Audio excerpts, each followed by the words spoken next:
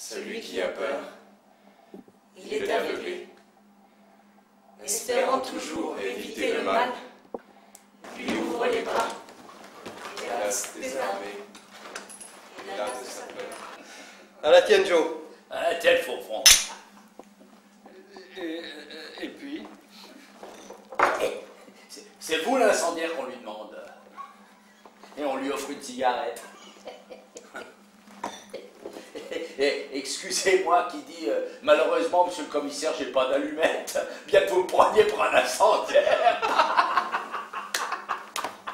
Monsieur Bonhomme craint les incendiaires, craint évidemment ce que les incendiaires veulent dire, des mouvements extérieurs, des tempêtes, des incendies, mais aussi surtout le changement qu'apporte le monde dans lequel on est. Et lui, par exemple, c'est une fable qui montre comment Bonhomme, finalement, il a moins peur de mourir que de changer. de l'argenterie. De l'argenterie, rien que de l'argenterie. Et du cristal. Mais quelle impression ça m'a fait! Tout le monde réagirait en fait comme Bonhomme. C'est un réflexe de peur, de se protéger, d'essayer de sauver sa peau. Je me demande bien pourquoi nous avons besoin d'une nappe.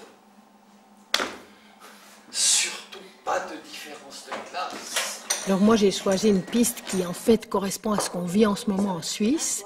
C'est-à-dire qu'on a des élections et on essaye, tout le monde dans son programme politique veut essayer de créer des bonnes petites barrières pour que notre Suisse reste bien sur son île. Comment faire pour contenir tout ce qui arriverait de l'extérieur, les dangers et tout ça. Vous le voyez bien, je n'ai pas le temps, Madame Valette, pas le temps de m'occuper des morts. Alors on a choisi un décor tout simple, c'est pas une maison qui est tout à fait construite et finie, ça indique le style de maison dont Bonhomme est propriétaire. Il s'agit d'une maison en bois, c'était bien qu'on mette une maison en bois, comme ça il a 3 fois plus peur de l'incendie, évidemment, mais c'est une ambiance d'une ferme retapée, suisse, une maison retapée tout en bois. On a gardé la traditionnelle table de famille avec ce qu'on a d'habitude, c'est le banc d'angle, c'est là qu'on se met pour manger, pour jouer aux cartes. Et puis on a indiqué comme signe de richesse de Bonhomme, on a mis un tableau qui est là, qui est un tableau de Hodler, qui est un de nos grands peintres suisses, mais qui indique aussi son niveau social et son niveau de vie.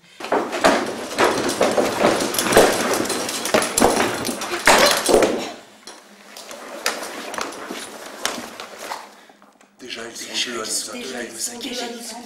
Deux vélos rouillés qui sont à quelqu'un. La question du cœur parlé au théâtre, c'est toujours compliqué. Moi, ce que j'aime bien, c'est quand même de ne pas me défiler de la question du travail à l'unisson. C'est-à-dire d'arriver à avoir une façon de parler unique à plusieurs acteurs. Mais là, on est dans un chœur qui est aussi très humoristique, qui a beaucoup de distance, qui mène une critique aussi sur ce qu'il est en train de voir. Donc le chœur voit ce que Bonhomme vit et fait ses commentaires. Et comme il s'agit d'un chœur de pompiers, puisqu'on est en plein incendie, il y a évidemment de la part de l'auteur toute une dérision dans ce chœur des pompiers. Celui qui a peur, il est aveuglé. Espérant toujours éviter le mal, lui ouvre les bras. C'est vraiment un grand auteur suisse alémanique très connu.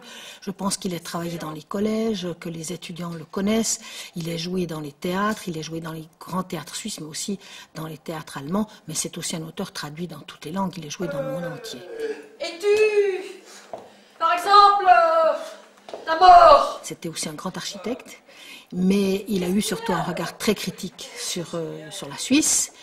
Il n'avait pas la langue dans sa poche, ni la plume d'ailleurs, et ça lui a valu d'être surveillé toute sa vie par les autorités suisses. Soyez francs, messieurs, dames. Depuis quand exactement savez-vous que ce sont des incendiaires?